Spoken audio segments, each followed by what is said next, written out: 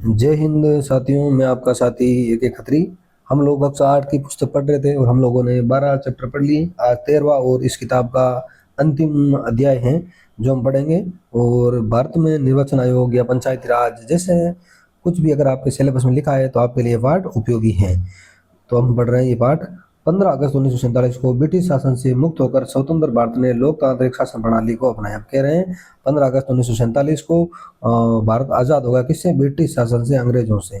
जिसका अर्थ है जनता का जनता के हित में शासन। लोकतांत्रिक शासन का अर्थ क्या है? जनता का जनता के हित में शासन। लोकतंत्र की सर्वमान्य परिभाषा से ये स्पष्ट हो जाता है। इसके साथ चुनाव की प्रक्रिया आवश्यक रूप से जुड़ी हुई है। सामान्य शब्दों में यह कहा जा सकता है कि लोकतांत्रिक शासन प्रणाली को चलाने के लिए जनता को स्वच्छ और ठीक ढंग से जनहित में कार्य करने वाले सुयोग्य प्रतिनिधियों का चुनाव अपने मतदान के आधार पर करना पड़ रहा है। हम कह रहे हैं लोकतांत्रिक शासन प्रणाली को चलाने के लिए जनता को स्वच्छ और ठीक ढंग से जनहित में कार्य करने वाले सुयोग्य जो प्रतिनिधि होते हैं उन्हें कैसे चुना जाता है? तो मतदान के आधार पर उन्हें चुनना पड़ता है। इस दृष्टि से लोकतंत्र एवं चुनाव का संबंध वही प्रमाणित होता है जो शरीर और उसके जीवित रखने वाले प्राणवायु का आपस में होता। आप कह रहे हैं इस दृष्टि से चुनाव और लोकतंत्र का संबंध वैसा ही है जैसे शरीर और जो शरीर में हमारे अंदर प्राणवायु है वो वाली बात है। चुनाव लोकतंत्र की आधारशिला। चुनाव क्या है? लोकतंत्र की आधारशिला है। अगर चुनाव ही नहीं होगा तो फिर किस चीज़ का लोकतंत्र? क्योंकि हम लोग सरकार चुन रहे हैं, 5 साल बाद तो नेता हमारे पास वापस आ रहे हैं, तो ये लोकतंत्र है। अगर अपने आप ऐसे ऑटो प्रोसेस चलेगा तो फिर लोकतंत्र की कोई औचित्य नहीं। तो चुनाव लोकतंत्र की आधारशिला है जो नागरिकों को अपने देश के भविष्य को आकार देने की शक्ति प्रदान करते हैं। वे नागरिकों को अपने नेता चुनने। अब इसमें क्या होता है? चुनाव से हम नागरिक अपना नेता चुनते हैं, अप्रत्यक्ष रूप से निर्णय में भाग लेने, और कोई भी निर्णय लेते हैं अपने चुने हुए नेता तो वो हम भी उसमें अप्रत्यक्ष रूप से भाग लेते हैं क्योंकि हमने उसको चुन के भेजा है। सत्ता का शांतिपूर्ण परिवर्तन सुनिश्चित करने में सक्षम बनाते हैं। चुनाव सरकार और उसके नागरिकों के बीच सार्वजनिक भागीदारी, जागरूकता और विश्वास को बढ़ावा देते हैं। हम कह रहे हैं चुनाव सरकार और उसके जो नागरिक होते हैं उनके बीच सार्वजनिक भागीदारी, जागरूकता और विश्वास को बढ़ावा देते हैं। इस प्रक्रिया के माध्यम से लोकतांत्रिक समाज एक निष्पक्ष, न्यायपूर्ण और समावेशी समाज प्राप्त करने का प्रयास करते हैं। आगे देखो, भारत में चुनाव वह प्रक्रिया है जिसके माध्यम से लोग सरकार के हर स्तर पर अपने जनप्रतिनिधियों का चुनाव करते हैं। हम कह रहे हैं भारत में चुनाव वह प्रक्रिया है जिसके माध्यम से लोग सरकार के हर स्तर पर अपने जनप्रतिनिधियों का चुनाव करते हैं। देखो, सबसे बड़ा चुनाव होता है सांसद का, होता है ना। उससे छोटा है थोड़ा एमएलए का। किसका है? एमएलए का। फिर किसका बताओ? फिर अगर आप नगर में हो तो वहाँ पर नगर निगम चलते हैं। क्या चलते हैं? नगर निगम। और आप गांव में हो तो पंचायती राज चलते हैं। क्या चलते हैं? पंचायती राज चलते हैं। ठीक है, इसमें भी 3 हो जाते हैं। ठीक है, नगर निगम में भी महापौर है, सभापति है, अध्यक्ष है, और इसमें भी 3 हो जाते हैं, जिला प्रमुख, प्रधान और सरपंच। और यहाँ से बनता है सीधा प्राइम मिनिस्टर और यहाँ से बनता है चीफ मिनिस्टर। तो कुल मिला के ये अपने देश में चुनाव होते हैं। एक चुनाव होते हैं राष्ट्रपति और उपराष्ट्रपति के, वो अलग से हैं। वो ये चुने हुए जो अपने प्रतिनिधि होते हैं ना वो इस चुनाव में भाग लेते हैं। फिर दूसरा अपना होता है राज्यपाल। तो राज्यपाल को नियुक्त करती है केंद्र सरकार। ठीक है, उसके चुनाव नहीं होते। तो इन लोगों के चुनाव होते हैं अपने देश में। ठीक है, भारत में चुनाव वह प्रक्रिया है जिसके माध्यम से लोग सरकार के हर स्तर पर अपने जनप्रतिनिधियों का चुनाव करते हैं। ये प्रक्रियाएं यह सुनिश्चित करके लोकतंत्र को मजबूत बनाए रखती है कि जनप्रतिनिधि जवाब दे रहे हैं। और ये प्रक्रियाएं ये सुनिश्चित करके लोकतंत्र को मजबूत क्या बनाती है कि जनप्रतिनिधि क्या रहे? जवाबदेही रहे और निर्णय लेने में नागरिकों की क्या बने? सच्ची आवाज बने, कि वो अच्छे निर्णय लें, नागरिकों के हित में निर्णय लें। 2024 ईस्वी में 96 करोड़ से ज़्यादा पंजीकृत मतदाताओं के साथ भारत में आम चुनाव दुनिया की सबसे बड़ी लोकतांत्रिक गतिविधि है। कहना 2024 में जो चुनाव है उसमें 96 करोड़ से ज़्यादा पंजीकृत मतदाताओं के साथ भारत आम दुनिया की सबसे बड़ी लोकतांत्रिक गतिविधि है। ये प्रक्रिया अपनी विशाल जनसंख्या के अनुरूप चरणों में आयोजित की जाती है। ये समझने के लिए कि ये लोकतांत्रिक व्यवस्था कैसे काम करती है, आइए भारत में चुनाव प्रक्रिया को चरणबद्ध तरीके से समझते हैं। तो अब हम चुनाव कैसे होते हैं उनके बारे में समझेंगे। भारत में चुनाव प्रक्रिया। संसद, राज्य विधानसभाओं एवं स्थानीय निकायों जैसे पंचायतों और नगरपालिकाओं जैसे अन्य निकायों के चुनाव की देखरेख, निर्देशन और नियंत्रण के लिए एक चुनाव आयोग की स्थापना की गई है। देखो, भारत निर्वाचन आयोग संसद के चुनाव कराता है, राज्य विधानसभाओं के चुनाव कराता है, लेकिन स्थानीय निकायों के चुनाव राज्य निर्वाचन आयोग करवाता है, ना कि भारत निर्वाचन आयोग करवाता है। ये चीज़ आपको थोड़ी ध्यान में रखनी है। तो भारत निर्वाचन आयोग के बारे में पढ़ेंगे। भारत निर्वाचन आयोग, ECI, election commission of India, की स्थापना 25 जनवरी 1950 को हुई। इस सीए की स्थापना कब हुई? 25 जनवरी 1950। अब पूछ लें भारत निर्वाचन आयोग की स्थापना कब हुई, तो आपको याद में रखना है 25 जनवरी 1950। 25 जनवरी 1950 को हुई। 25 जनवरी को राष्ट्रीय मतदाता दिवस के रूप में मनाया जाता है, और 25 जनवरी को राष्ट्रीय मतदाता दिवस के रूप में मनाया जाता है। अब सीधा पूछ लें राष्ट्रीय मतदाता दिवस कब मनाया जाता है, तो आपको अच्छे से याद में रखना है 25 जनवरी को राष्ट्रीय मतदाता दिवस मनाया जाता है। क्यों मनाया जाता है? क्योंकि इसी दिन भारत निर्वाचन आयोग की क्या हुई थी? स्थापना हुई थी। अब देखो 18 वर्ष या अधिक आयु के सभी वयस्क संविधान के अनुच्छेद 326 के तहत लोकसभा और राज्य विधानसभा और देश के अन्य सभी प्रत्येक चुनाव में मतदान के हकदार हैं। अब कह रहे हैं कि अनुच्छेद 326 है, तो उसके अनुसार कह रहे हैं 18 साल का कोई आदमी है या उससे अधिक उम्र का है, वो राज्य विधानसभा और देश के अन्य सभी चुनावों में मतदान का हकदार है। ठीक है, तो कौन से अनुच्छेद में लिखा है? 326, वोट देने का अधिकार 326 में। अब सीधा ये ध्यान में रख लेना, वोट देने का अधिकार कौन सा अनुच्छेद में? अनुच्छेद 326 में है। आगे देखो, भारत में चुनाव प्रक्रिया लंबी है और सभी मानदंडों को पूरा करने में 1 महीने से अधिक का समय लगता है। अब कह रहे हैं भारत में चुनाव प्रक्रिया कैसी लंबी है, इसलिए इस चुनाव में काफी टाइम लगता है। आपने देखा होगा पहले चरण का मतदान, दूसरे चरण का मतदान, ऐसे चरणों में मतदान होते हैं अपने देश में। ये प्रक्रिया चुनाव की अधिसूचना राजपत्र में प्रकाशित होने के साथ शुरू होती है। और ये सभी प्रक्रिया कैसे शुरू होती है? जब गजट होता है, राजपत्र होता है, उसमें प्रकाशित हो जाती है, तो ये प्रोसेस शुरू हो जाता है और परिणामों की घोषणा के साथ समाप्त होती है। तो चुनाव की प्रक्रिया कब शुरू होती है? जब अधिसूचना छप जाती है या फिर चुनाव आयोग घोषणा कर देता है, उस टाइम चुनाव का प्रोसेस शुरू हो जाता है, और जब इसके परिणाम आ जाते हैं तो ये घोषणा समाप्त हो जाती है। वैसे ही आचार संहिता भी जब चुनाव की घोषणा होती है, हाथों हाथ आचार संहिता लग जाती है, और खत्म तो कब होती है? जब एकदम चुनाव के परिणाम आ जाते हैं, सकुशल चुनाव हो जाते हैं, तब वो खत्म हो जाती है। भारत में चुनाव प्रक्रिया के संबंध में निम्नलिखित चरण देखे जा सकते हैं। तो भारत में चुनाव होते हैं, उसके चरण देखो। सबसे पहले चुनाव की अधिसूचना निर्वाचन आयोग जारी करेगा। फिर नामांकन, मतलब अधिसूचना तो राष्ट्रपति करेगा, जैसे लोकसभा है तो राष्ट्रपति, विधानसभा है तो राज्यपाल, लेकिन तिथियों की घोषणा चुनाव आयोग करता है, ये भी आपको थोड़ा ध्यान में रखना है। फिर नामांकन प्रस्तुत करना, जो कैंडिडेट है वो अपना नामांकन प्रस्तुत करेंगे, फिर उसकी जांच होगी, कोई वापस लेना चाहिए तो वापस भी ले सकता है। फिर वो चुनाव प्रचार करेगा। क्या करेगा? चुनाव प्रचार में मुझे वोट दो, ये करो, अपने वादे करेगा, अपनी घोषणाएं करेगा। फिर मतदान दिवस, और जिस दिन चुनाव होते हैं उस दिन मतदान दिवस होता है। फिर मतगणना एवं परिणाम, और जिस दिन चुनाव का रिजल्ट आ जाता है उस दिन मतगणना एवं परिणाम भी घोषित कर दिया जाता है। और ये चुनाव की प्रक्रिया है पूरी। ठीक है, तो ये भी आपको ध्यान में रखना है। अब चुनाव अधिसूचना, संबंधित चुनाव के लिए चुनाव प्रक्रिया चुनाव आयोग की सिफारिश पर शुरू होती है। अब कह रहे हैं कोई भी चुनाव होता है तो चुनाव की प्रक्रिया चुनाव आयोग की सिफारिश पर शुरू होती है।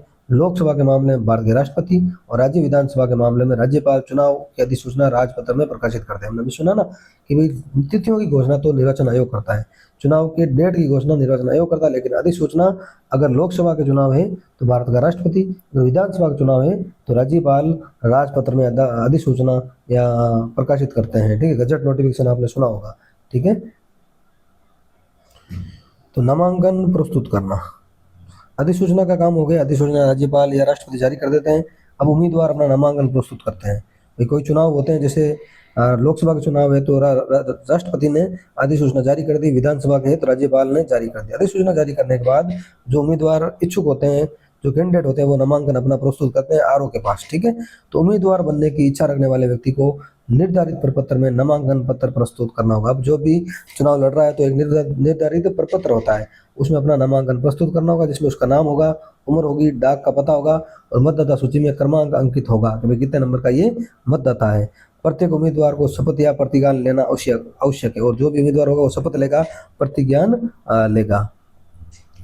सुरक्षा जमा राशि, और चुनाव जब कोई कैंडिडेट लड़ता है तो उसको कुछ जमानत राशि भी जमा करवानी होती है। जैसे आपने सुना होगा कि उसकी जमानत भी जब्त होगी। जब निश्चित वोट नहीं मिलते हैं वो राशि चुनाव आयोग जब्त कर लेता है। ठीक है, नामांकन जमा कराते समय प्रत्येक उम्मीदवार को सुरक्षा राशि जमा करानी होगी। प्रत्येक लोकसभा उम्मीदवार को 25,000 रुपये की जमानत राशि जमा करानी होगी, जबकि एससी और एसटी का कैंडिडेट है तो 12,500 रुपये की जमा कराने होंगे। तो जमानत राशि आपको याद में रखना है, ये हर किसी किताब में नहीं होती है। तो लोकसभा का जो कैंडिडेट है वो 25,000 की जमानत राशि जमा करवाता है।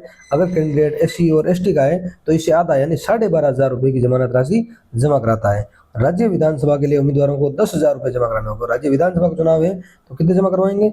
10,000 रुपये जमा कराने होंगे, जबकि अनुसूचित जनजाति उम्मीदवारों को 5,000 रुपये जमा कराने होंगे। और कैंडिडेट SC और ST का है तो 5,000 जमा करवाएगा, ठीक है। विधानसभा में 10,000 और SC ST का है तो 5,000 रुपये उसे जमा करवाने होंगे, ये भी आपको ध्यान में रखना है, ठीक है साथियों।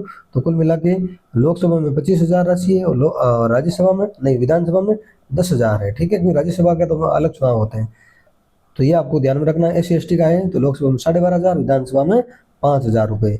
अब जांच है वापसी, अब फॉर्म आपने जमा करवा दिया, जमानत राशि जमा करवा दी, उसके बाद जांच करेगा जिसके पास आपने जमा करवाया है, और अगर आप नहीं लड़ना चाह रहे तो आप वापस भी ले सकते हो अपना फॉर्म। तो रिटर्निंग ऑफिसर यानी RO द्वारा प्राप्त सभी नामांकन पत्रों की चुनाव आयोग द्वारा निर्धारित दिन पर की जाती है। अब कह रहे हैं जो भी आपने नामांकन पत्र जमा करवाए, जो चुनाव आयोग जो डेट फिक्स करता है उस डेट के हिसाब से जो मानक तय करता है उस मानकों के हिसाब से जांच करता है। ये सुनिश्चित करने के लिए किया जाता है कि सभी दस्तावेज पूर्ण हो और उपयुक्त हो और उसकी आवश्यक सुरक्षा जमा राशि शामिल हो। वो जांच करता है कि सभी दस्तावेज सही हो और जो उपयुक्त हो और आपके जो आपने जमानत राशि जमा करवाई वो भी शामिल हो।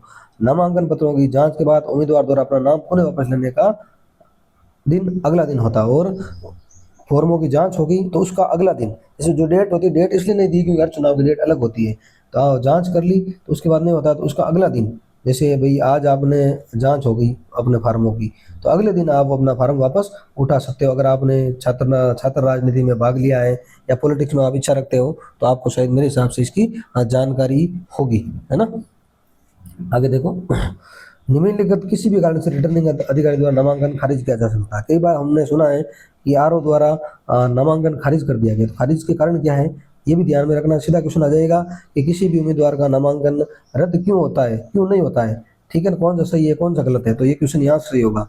यदि उम्मीदवार की आयु निर्धारित न्यूनतम आयु से कम है, अगर उम्मीदवार की आयु 25 साल तय कर रखी है तो 25 साल से कम है तो फॉर्म रिजेक्ट हो जाता है। यदि उसने सुरक्षा राशि जमा का भुगतान नहीं किया, उसने भी जमानत राशि होती है उसका भुगतान नहीं किया है, जमा नहीं करवाई तो भी रद्द। यदि वह किसी के लाभ के पद पर कार्यरत, अगर वो किसी लाभ के पद पर कार्यरत हो तो भी फॉर्म रिजेक्ट हो जाता है।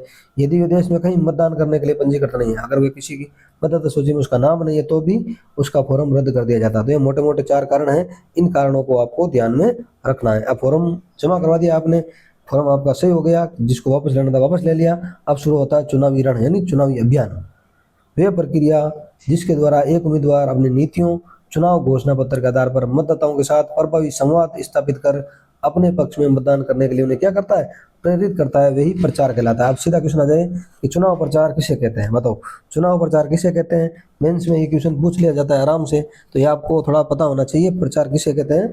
कि वे प्रक्रिया, कौन सी प्रक्रिया, वे प्रक्रिया जिसके द्वारा जो उम्मीदवार होता है चुनाव लड़ने वाला, वे अपनी नीतियां, भाई मेरी नीतियां ये रहेगी, और चुनाव घोषणा पत्र के आधार पर मतदाताओं के साथ प्रभावी संवाद स्थापित कर अपने पक्ष में क्या मतदान करने के लिए उन्हें क्या करता है, प्रेरित करता है, और वह कहलाता है चुनाव प्रचार कहलाता है। ठीक है साथियों, तो ये आपको थोड़ा ध्यान में रखना है कि वह प्रक्रिया जिसके द्वारा उम्मीदवार अपनी नीतियों एवं चुनाव घोषणा पत्र के आधार पर मतदाताओं के साथ प्रभावी संवाद स्थापित कर अपने पक्ष में मतदान करने के लिए उसे प्रेरित करता है, वे क्या कहलाता है, चुनाव प्रचार कहलाता है। आगे देखो, मतदान की समाप्ति से 48 घंटे पहले तक टेलीविजन या अन्य संचार माध्यम से किसी चुनावी मामलों का प्रदर्शन प्रतिबंधित है। कह रहे हैं कि चुनाव खत्म, मतदान की समाप्ति से 48 घंटे पहले, जैसे मतदान समाप्त हो रहे हैं कल 6 बजे, कब हो रहे हैं, कल 6 बजे समाप्त हो रहे हैं, तो इस 6 बजे के 48 घंटे पहले किसी संचार माध्यम या टेलीविजन है वहाँ पर चुनाव का प्रदर्शन किया रह जाता है, प्रतिबंधित हो जाता है, बैन हो जाता है। इस दौरान उम्मीदवार अपने निर्वाचन क्षेत्र के प्रत्येक मतदाता से मिलने का प्रयास करते हैं, लेकिन वो फिजिकली वहाँ जाके अपना प्रचार कर सकते हैं, लेकिन जो संचार माध्यम है वहाँ पर प्रदर्शन क्या हो जाता है, प्रतिबंधित हो जाता है। मिलने का प्रयास करते हैं ताकि उनमें से अधिक लोगों का समर्थन प्राप्त कर सके, लेकिन वहाँ लोगों से मिलकर वो समर्थन प्राप्त करने की कोशिश कर सकते हैं। अब है आदर्श आचार संहिता। आचार संहिता क्या है, आपने सुना होगा। आचार संहिता में क्या है, सरकार नई कोई घोषणा नहीं कर सकती, ऐसा कोई काम नहीं कर सकती जिससे जो सत्ता पक्ष है उनको लाभ हो। ठीक है, आदर्श आचार संहिता उसी क्षण प्रभावी हो जाती है जब चुनाव आयोग चुनाव कार्यक्रम की घोषणा करता है। और आचार संहिता कब शुरू हो जाती है, जब चुनाव आयोग चुनाव की घोषणा करता है। चुनाव की घोषणा करते ही आचार संहिता क्या हो जाती है, शुरू हो जाती है। राजनीतिक दलों और उम्मीदवारों को धार्मिक प्रतिष्ठानों में प्रचार नहीं करना चाहिए। देखो इनकी शर्तें क्या है कि राजनीतिक जो दल है उनको, उनके उम्मीदवारों को धार्मिक प्रतिष्ठानों में क्या नहीं करना चाहिए, प्रचार नहीं करना चाहिए। भाषण इस प्रकार का होना चाहिए जैसे विभिन्न धर्मों, जातियों, भाषाओं आदि का प्रतिनिधित्व करने वाले विभिन्न समुदाय के बीच क्या बना रहे, सद्भाव बना रहे हैं। अगला है चुनाव प्रयोजनों के लिए किसी भी राजकीय मशीनरी का उपयोग नहीं किया जाना चाहिए, और चुनाव के लिए कोई भी राजकीय मशीनरी है उसका भी उपयोग नहीं किया जा सकता। अगर करता है तो आचार संहिता का उल्लंघन है।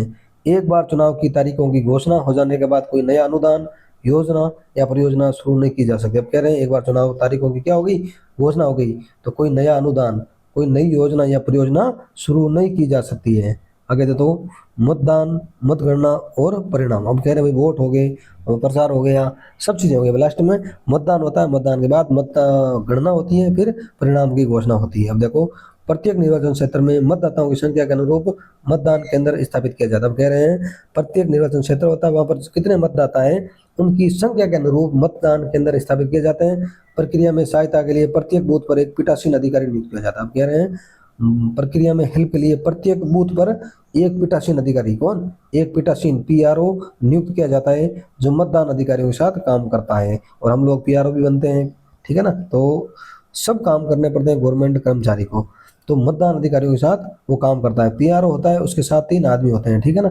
जो आपने देखा होगा, एक आपकी उंगली पर सही लगाता है, एक आपका मिलान करता है, एक आपसे साइन करवाता है। तो ये 4 लोगों की टीम होती है जिसका मुखिया पीआरओ होता है, जो अधिकतर lecturer, principal, EO, college lecturer वो होते हैं, ठीक है। तो ये आपको ध्यान रखना है।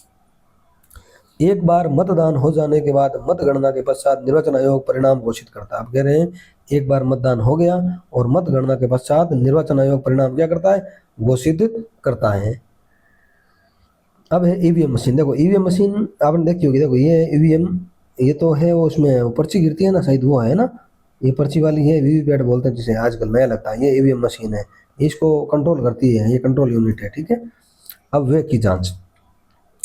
चुनाव आयोग के पास उम्मीदवार के चुनाव खर्च पर या खर्चों पर नजर रखने की शक्ति है। कोई उम्मीदवार है कितनी राशि खर्च कर रहा है तो उस पर नजर कौन रखता है, चुनाव आयोग। चुनाव आयोग के पास उचित कार्रवाई करने की भी शक्ति है, वे निर्वाचित उम्मीदवारों को अयोग्य ठहराया जा सकता है। यदि उम्मीदवार ने निर्धारित सीमा से अधिक खर्च किया है तो उसका चुनाव रद्द किया जा सकता है। कह रहे हैं फिक्स राशि होती है कि आप इतना खर्च कर सकते हो, अगर इससे ज्यादा खर्च किया है तो आपकी उम्मीदवारी या आपका चुनाव रद्द किया जा सकता है। अब देखो राष्ट्रीय मतदाता दिवस की प्रतिज्ञा है, हम प्रतिज्ञा लेते हैं, आप साथ साथ बोलना, और ये हर कोई बड़ा प्रोग्राम होता है तो वहाँ पर ये शपथ दिलाई जाती है। और 25 कौन सा 25 दिसंबर या जनवरी, मैंने अभी बताया था, उस दिन मतदाता दिवस मनाया जाता है। क्या मनाया जाता है, मतदाता दिवस 25 जनवरी था, तो उस दिन भी ये शपथ ली जाती है। अब बोलना, हम भारत के नागरिक लोकतंत्र में अपनी पूर्ण आस्था रखते हुए ये शपथ लेते हैं कि हम अपने देश की लोकतांत्रिक परंपराओं की मर्यादा को बनाए रखेंगे तथा स्वतंत्र, निष्पक्ष, शांतिपूर्ण निर्वाचन की गरिमा को अक्षुण्ण रखते हुए निर्भीक होकर धर्म, वर्ग, जाति, समुदाय, भाषा अथवा अन्य किसी भी प्रलोभन से प्रभावित हुए बिना सभी निर्वाचनों में अपने मताधिकार का प्रयोग करेंगे। तो ये शपथ भी आपको ध्यान में रखनी है। भारत में चुनाव का विवरण। अब देखो चुनाव का विवरण देखते हैं कि कौन कौन से भारत में चुनाव होते हैं, वो भी हमें पता होना चाहिए, ठीक है। भारत में सरकार के विभिन्न स्तरों पर कई प्रकार के चुनाव होते हैं, या भारत में सबसे आम प्रकार के चुनाव है। जैसे देखो संसद किससे मिलकर बनती है, राष्ट्रपति, राज्यसभा और लोकसभा से मिलकर क्या बनती है, संसद बनती है। तो राष्ट्रपति का चुनाव, राष्ट्रपति के चुनाव में वोट दिया आपने कभी, बताओ, नहीं दे सकते, क्योंकि अपने चुने हुए जो प्रतिनिधि होते हैं, जो निर्वाचित, वही राष्ट्रपति के चुनाव में भाग लेते हैं। भारत के राष्ट्रपति का चुनाव एक निर्वाचक मंडल द्वारा किया जाता है जिसमें संसद के दोनों सदनों, यानी संसद के दोनों सदन, राज्यसभा और लोकसभा के सदस्य, राज्य की विधानसभाओं के निर्वाचित सदस्य शामिल होते हैं। कैसे सदस्य, निर्वाचित सदस्य शामिल होते हैं। राष्ट्रपति 5 वर्ष की अवधि के लिए चुना जाता है, और राष्ट्रपति कितने साल के लिए, 5 वर्ष के लिए चुना जाता है, ये भी आपको ध्यान में रखना है। और इनका चुनाव एक निर्वाचक मंडल द्वारा किया जाता है जिसमें संसद के दोनों सदनों और राज्य की विधानसभा, यानी जितने भी विधानसभाएं हैं उनके निर्वाचित सदस्य शामिल होते हैं। फिर उपराष्ट्रपति का चुनाव, भारत के उपराष्ट्रपति का चुनाव भी संसद के दोनों सदनों के सदस्यों वाले एक निर्वाचक मंडल द्वारा किया जाता है, और उपराष्ट्रपति को 5 वर्ष की अवधि के लिए चुना जाता है। राष्ट्रपति 5 साल, उपराष्ट्रपति 5 साल। लेकिन उपराष्ट्रपति के चुनाव में सिर्फ संसद के दोनों सदनों के सदस्य, ऐसा नहीं है, मनोनीत भी चलते हैं यहाँ पर, लेकिन राष्ट्रपति के चुनाव में निर्वाचित सदस्य अनिवार्य है, इसमें ऐसा जरूरी नहीं है, ठीक है। फिर राज्यसभा चुनाव, राज्यसभा भारतीय संसद का उच्च एवं स्थायी सदन है। ये भी क्वेश्चन आता है, उच्च स्थायी सदन कौन सा है, राज्यसभा, ठीक है, क्योंकि ये कभी भंग नहीं होता है। और इसके 1/3 सदस्यों का चुनाव हर 2 साल में होता है और उनके 1/3 सदस्य का चुनाव हर 2 साल में होता है। राज्यसभा सदस्यों का चुनाव राज्य विधानसभा के निर्वाचित सदस्यों द्वारा किया जाता है और राज्य विधानसभा के जो सदस्य होते हैं ना, उनके जो निर्वाचित सदस्य होते हैं वो राज्यसभा के सांसद को चुनते हैं। तो इन तीनों के वोटों में जनता सीधे भाग नहीं लेती है, आपको ध्यान में रखना है। इसमें हमारे चुने हुए प्रतिनिधि, हमारे निर्वाचित प्रतिनिधि भाग लेते हैं, ये थोड़ा आपको ध्यान में रखना है, ठीक है साथियों। फिर लोकसभा चुनाव, इसमें हम भाग लेते हैं ना। लोकसभा भारतीय संसद का कैसा सदन है? निम्न सदन है। इसके चुनाव हर 5 साल बाद होते हैं। ये चुनाव संसद सदस्यों यानी सांसदों को चुनने के लिए आयोजित किए जाते हैं। ये चुनाव क्यों किए जाते हैं? एमपी, हमने जो आपने सुना होगा एमपी के चुनाव हो रहे हैं। एमपी अपना कौन है? तो आपका एमपी कौन है कमेंट करके बताना जरा, ठीक है। तो संसद सदस्यों को चुनने के लिए आयोजित किए जाते हैं जो लोकसभा में अपने निर्वाचन क्षेत्रों का प्रतिनिधित्व करते हैं, ठीक है। एक लोकसभा क्षेत्र होता है बड़ा सा और उसके नीचे विधानसभा कहते हैं। 8 या 9 विधानसभा को मिलाकर एक लोकसभा क्षेत्र बनता है, ठीक है। फिर राज्य विधानसभा चुनाव, प्रत्येक राज्य में एक विधानसभा होती है। हर राज्य में क्या एक विधानसभा होती है और इन विधानसभाओं के चुनाव भी प्रत्येक 5 साल में, इनके चुनाव भी प्रत्येक 5 साल में होते हैं। विधानसभा के सदस्य विधायक अपने संबंधित निर्वाचन क्षेत्र के लोगों द्वारा चुने जाते हैं और विधायक या एमएलए वहां के जो लोग होते हैं वो एमएलए को चुनते हैं। अब है पंचायत चुनाव। सरपंचों के चुनाव में आपने भाग लिया होगा। सरपंच है, पंचायत समिति सदस्य हैं या फिर ये जिला परिषद सदस्य, इनमें जनता भाग लेती है, ठीक है। पंचायत एक ग्रामीण भारत में या ग्राम स्तर पर स्थानीय स्वशासन निकाय है। पंचायतों के चुनाव प्रत्येक 5 साल में होते हैं। पंचायतों के चुनाव कब होते हैं? प्रत्येक 5 साल में होते हैं। पंचायत के सदस्यों का चुनाव उनके संबंधित गांव के लोगों द्वारा किया जाता है और पंचायत के सदस्य का चुनाव जो उनसे संबंधित गांव होते हैं, जैसे आपके गांव के सरपंच का चुनाव आप करोगे, मेरे गांव का मैं करूंगा, है ना, मतलब मैं भाग लूंगा। करवाएगा तो राज्य निर्वाचन आयोग, ठीक है। नगर निकाय के चुनाव, नगर निकाय शहरी भारत में स्थानीय स्वशासन निकाय है। नगर निकायों के चुनाव प्रत्येक 5 साल में होते हैं। इनके भी चुनाव प्रत्येक 5 साल में होते हैं। नगर निकायों के सदस्य के चुनाव उनके संबंधित वार्ड के लोगों द्वारा किया जाता है। तो जो संबंधित वार्ड के लोग हैं वो नगर निकायों के चुनाव में भाग लेते हैं और वो अपना पार्षद चुनते हैं। जैसे हम वार्ड को चुनते हैं ना, वैसे ही वहाँ पार्षद होता है। फिर पार्षद मिलकर अपने अध्यक्ष को चुनते हैं, कोई सभापति को चुनता है, कोई महापौर को चुनता है, ठीक है। जैसे हमारे यहाँ वार्ड पंच को मिलकर, वार्ड पंच मिलकर उप सरपंच को चुनते हैं। सरपंच का तो सीधा होता है, ठीक है। फिर उपचुनाव, उपचुनाव क्या, अभी कोई सीट खाली हो गई, किसी की मृत्यु हो गई तो वहाँ उपचुनाव होते हैं ना। उपर्युक्त निकायों में से किसी रिक्त सीट को भरने के लिए उपचुनाव आयोजित किए जाते हैं। ये चुनाव आवश्यकता पड़ने पर किए जाते हैं और प्रक्रिया नियमित चुनाव के समान होती है। किसी की मृत्यु हो गई, किसी ने इस्तीफा दे दिया, तब होते हैं उपचुनाव, ठीक है साथियों। तो आपको ये थोड़ा ध्यान में रखना है और करीब करीब मेरे हिसाब से ये पार्ट आपके समझ में भी आया होगा और इजी सा पार्ट है। तो कुछ मैं आपको उम्र बता दूं कुछ लोगों की, जो कई बार क्वेश्चन आता है। देखो, राष्ट्रपति और उपराष्ट्रपति की न्यूनतम आयु 35 साल है। अधिकतम का कोई प्रावधान नहीं है। न्यूनतम आयु 35 साल होती है राष्ट्रपति और उपराष्ट्रपति बनने के लिए। फिर राज्यसभा सदस्य बनने के लिए उम्र होती है 30 साल। राज्यसभा सदस्य बनने के लिए कितनी होती है? 30 साल।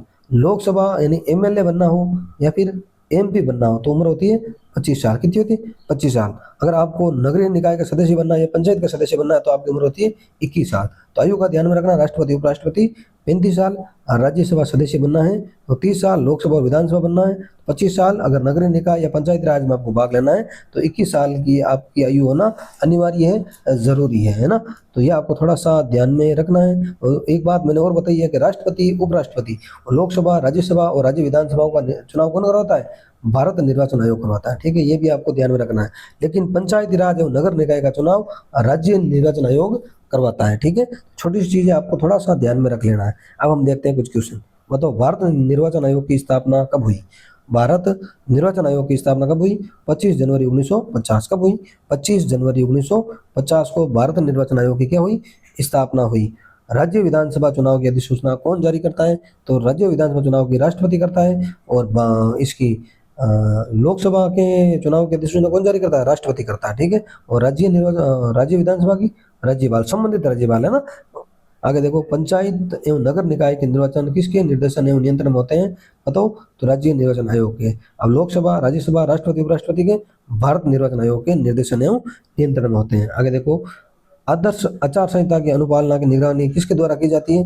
बताओ, आचार संहिता की अनुपालना की निगरानी निर्वाचन आयोग द्वारा की जाती है। अब देखो, उम्र वाला क्वेश्चन मैंने अभी बताया। बताओ, राष्ट्रपति के लिए कितनी उम्र जरूरी है?